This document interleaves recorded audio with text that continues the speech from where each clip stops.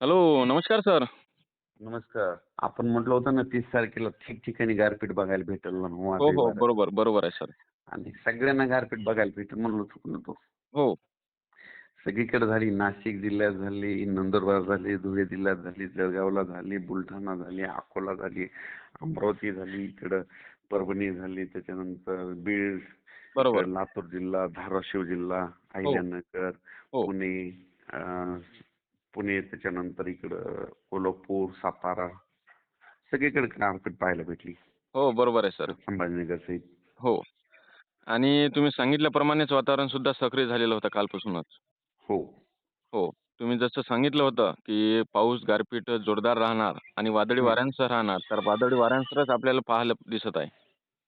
तुम्हाला म्हणलो ना ह्या गारपिटीवर अभ्यास करायला मला 15 वर्ष गेले. हो, हो. बरोबर आहे. किती वर्ष? 15. 15 वर्ष गेले. तेव्हा सांगतो. नसं कोणी ठाम सांगित नाही इतकी गारपीट होईल म्हणून. नाही, नाही. बरोबर आहे ना. अनुभव आहे स्वतःचा त्यावेळेस सांगतो इतकं डेअरिंग. हो, हो. बरोबर आहे. आणखीन सुद्धा सांगतो डेअरिंगच तुम्हाला हां. आता. आज तर 31च आहे. हो. आज 31 आहे ना. हो, बरोबर. आजच्या आजच्या आजचे आज सुद्धा होणार आहे. आज काही भागात होईल. पण हां, आणखीन 1 तारीख, 1 एप्रिल, 2 एप्रिल, 3 एप्रिल आणि हां. 4 एप्रिल हां, हां, हां. आणखीन ठिकठिकाणी अशी गारपीट बघायला भेटेल की याच्यापेक्षा जास्त. हो का? हो. समजा आता अजून पुढील 5 दिवस गारपीट आहे समजा. हो. हं, हं, हं. तसं तर 5 तारखेपर्यंत पाऊस आहे. पण हो, 5 तारखेला फक्त विदर्भाकडे राहील. हो का? म्हणजे 4-5 विदर्भ मराठवाड्यात राहणार आहे गारपीट पाऊस. हां, हां, हां, हां. पण 3 तारखेपर्यंत आणखीन राज्यात जे काय काय जे भाग राहिले त्यांना सगळ्याला गारपीट पाहायला भेटेल. हो का?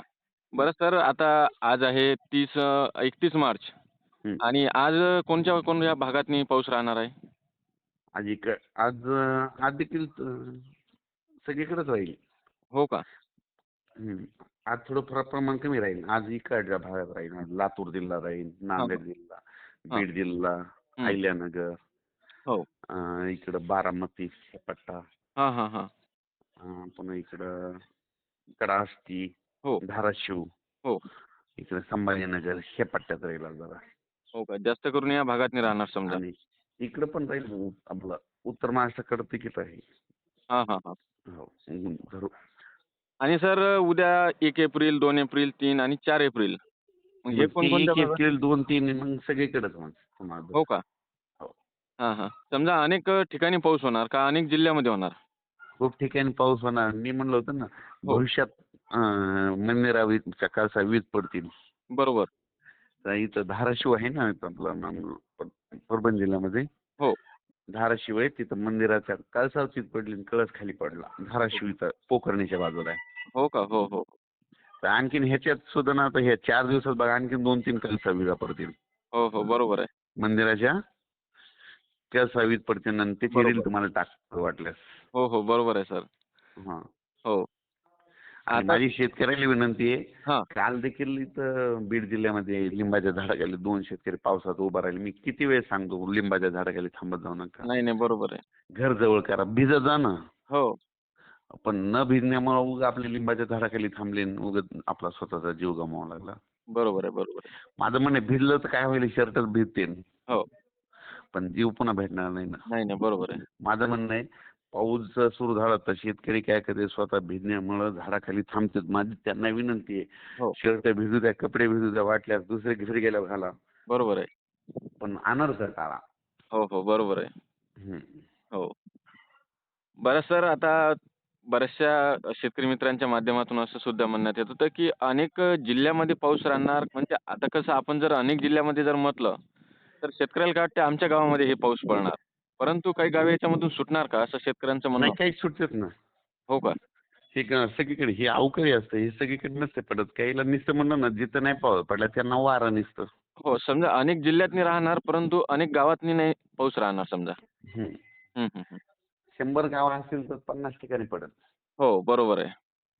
हो. जसं आणि की सर 50 तुम्ही ठिकाणी वारं राहील. हो. जसं तुम्ही सांगितलं होतं, की पावसाला चांगली सुरुवात होणार, गारपीट होणार, वादळी वाऱ्यांसह होणार, तर आपल्याला तसंच पाहायला दिसत आहे. मी किती दिवसापासून शेतकऱ्याला सांगितलं सगळ्या शेतकऱ्यांना 30 तारखेपर्यंत गहू काढून घेतले. दुपारपर्यंत 2:30चा टायमिंग दिलता. हो, हो. बरोबर आहे. हो. बरं सर, आता मग पुढे काय परिस्थिती राहणार समजा एप्रिल महिन्यातनी समोरची? आता हे गेल्याच्या नंतर पुन्हा आणखी 10-15 दिवसात परत. हो का? आता समजा हो. तुम्ही सांगितल्याप्रमाणे 10-10 दिवसातनी वातावरण बदलत राहणार समजा. हो, आता हे 5-6 तारखेपर्यंत चालेल. पुन्हा तिथून 10 म्हणजे 16-17च्या दरम्यान 17च्या दरम्यान पुन्हा एकदा आहेच मग. हो. अजून शेवटच्या आठवड्यात. हो, अजून शेवटच्या आठवड्यातनी. हो. हो, बरोबर आहे. बरं सर, शेतकऱ्यांना काय सांगणार तुम्ही तुमच्या माध्यमातून? हां, एक सांगू शकतो एक. हं. हे कोणाचाच अभ्यास नाही. नाही, बरोबर आहे. हे जिथं पाऊस पडलाय, हो. तिथं त्या गावाला त्या पावसाळ्यात चांगला पाऊस पडला. हो का? आणि जे गावं सोडले की त्यांना थोडं थोडं सोडूनच देणार. हां, हां. समजा ते पावसाळ्यातनी गावं जास्त करून सुटणार आहेत. आणि जिथं जिथं जास्त पडलं त्यांना जास्त पडणार. जिथं नुसते थेंब आले तर त्यांना थोडं मोजक्या प्रमाणात पडणार. हां, हां.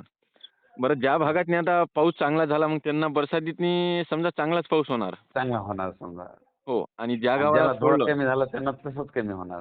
हो, हो. ज्यांना बरोबर आहे. नुसतं वारं सुटलं त्यांना तसंच होणार. हो, काही त्या बरोबर आहे. भाग सोडून देणार. हो. 15 मे ते 30 मे दरम्यान हं. 15 मे ते 30 मे. तर तुमच्या गावाला पाऊस पडला आणि बाजूच्या गावाला नाही पाऊस पडला हो, हो. उन्हाळ्यामध्ये. बरोबर. तर तुमच्या गावाला दररोज पाऊस दिसणार. पावसाळ्यात पाऊस पडणार आणि त्या बाजूच्या गावाला सोडूनच देणार. हो, हो. बरोबर आहे. समजा 2023 मध्ये हेच प्रकरण आपल्याला पाहायला दिसलं होतं. हे स्वतःचा प्रॅक्टिकली अभ्यास आहे. हो, इथं काही गावं कोणाला सोडून देत जाय पाऊस. कोणाला नाही. स्वतः अभ्यास केलेला आहे सगळ्या गोष्टी. नाही, नाही. बरोबर आहे ना. बरं सर, आता पुढील जे काही अपडेट आपण घेणार आहोत आपल्या चॅनलच्या माध्यमातून, ते सविस्तर एप्रिलची अपडेट आपण घेणार आहोत. नाही आज हे याच्यात सांगतो ना. बुलढाणा जिल्ह्यातल्या शेतकऱ्यांनी सतर्क. बुलढाण्याकडे खूप गारपीट होणार आहे आणखी. हो का? हो, या बुल 2-3 दिवसात. हां, हां. बुलढाणा बुलढाणा. जिल्ह्यात होणार आहे, अकोला जिल्ह्यात गारपीट होणार आहे वारेसर. हं. त्याच्यानंतर अमरावतीकडे गारपीट होणार आहे, नागपूरकडे होणार आहे, वर्ध्याकडे होणार आहे, यवतमाळकडे होणार आहे, हिंगोलीकडे होणार आहे, हो. वाशिमकडे होणार आहे. हां. इकडे परभणी जिल्ह्यात देखील इकडे जिंतूरच्या पट्ट्यात होणार, जिंतूर पासून इकडे वालोर पट्ट्यापर्यंत. हं, हं, हं. इकडे परभणी जिल्ह्यामध्ये पालम ह्या पट्ट्यामध्ये होणार आहे, पालम इकडे पूर्ण ह्या गंगाखेडच्या पट्ट्यात होणार आहे. हो. बीड जिल्ह्यात परत एकदा खूप गारपीट होणार आहे. हं, हं. अहिल्यानगर देखील खूप गारपीट बघायला भेटणार आहे. हां. त्याच्यानंतर इकडे बारामतीकडे देखील बघायला भेटणार आहे. इकडे हो. कोपरगाव, राहता, शिर्डी आहे. हं. शिर्डी, श्रीरामपूर, गंगापूर, वैजापूर, कन्नड, सोयगाव, जळगाव जिल्ह्यात खूप गारपीट बघायला भेटणार आहे. हो का? धुळे जिल्ह्यात देखील चाळीसगावच्या पट्ट्यात गारपीट बघायला भेटणार आहे. मालेगाव, नाशिक त्या पट्ट्यात देखील गारपीट बघायला भेटणार आहे. हं, हं. नंदुरबारकडे देखील भेटणार आहे. हं, इकडे कोकणात भेटणार आहे. संगमनेरकडे देखील भेटणार आहे. हं. इकडे कोल्हापूरकडे देखील भेटणार आहे. हो. हो. समजा पुण्यात हा देखील सगळ्यांना पाहायला भेटणार. मोठ्या गारा बघायला भेटणार हो. पुण्यात लोकांना, समजा पुणे जिल्ह्याला. हा पाऊस जे आहे हे गारपिटीचा जास्त करून पाऊस आहे. तर पुण्याचं एक सांगतो की पुणे जिल्ह्यामध्ये काय झालं. हं. पुणे जिल्ह्यानं 150 गावं गिळलेत बघा. बापरे! किती? 150. हो. हं. म्हणजे पुणे जे पहिलं जे लहान पुणे होतं हो. त्याच्या बाजूला 150 जितके गाव आहेत त्याच्यामध्ये म्हणून पुणे जिल्ह्यातील सुद्धा हं. अं, मग त्या जिल्ह्यातल्या त्या लोकांना सुद्धा गारपीट अशी कधी नाही पाहिली भेटली अशी पाहायला भेटणार आहे. हो का? समजा भयंकर स्वरूपाची गारपीट यंदा आपल्याला पाहायला दिसेल. हो. हो. बरं, बरं. नक्कीच सर, तुम्ही शेतकऱ्यांना एक महत्त्वपूर्ण आणि डिटेलमध्ये माहिती दिल्याबद्दल धन्यवाद सर. ठीक.